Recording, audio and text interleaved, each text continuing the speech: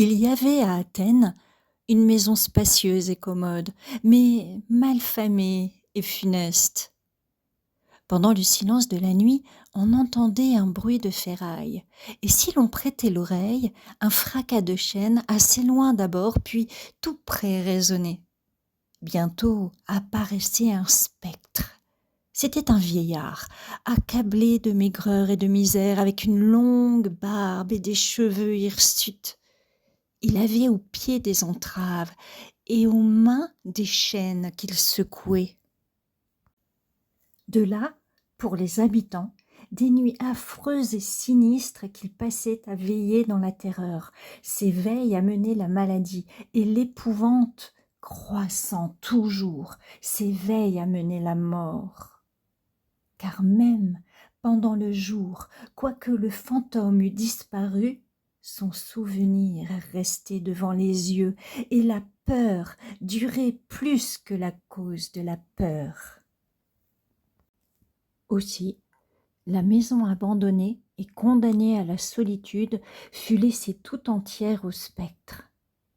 On y avait pourtant mis une pancarte, soit que quelqu'un voudrait l'acheter ou la louer dans l'ignorance d'un si grand fléau.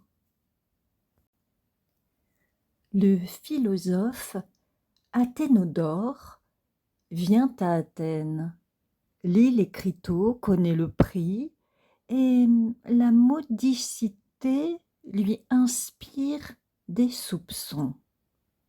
Il s'informe, apprend tout, et ne se décide que mieux à la louer.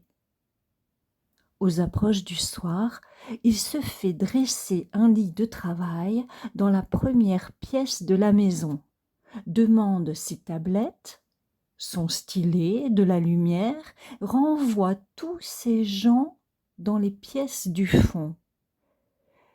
Pour lui, il s'applique à écrire, son esprit, ses yeux, sa main, de peur que son imagination oisive ne lui représente des fantômes bruyants et de vaines terreurs.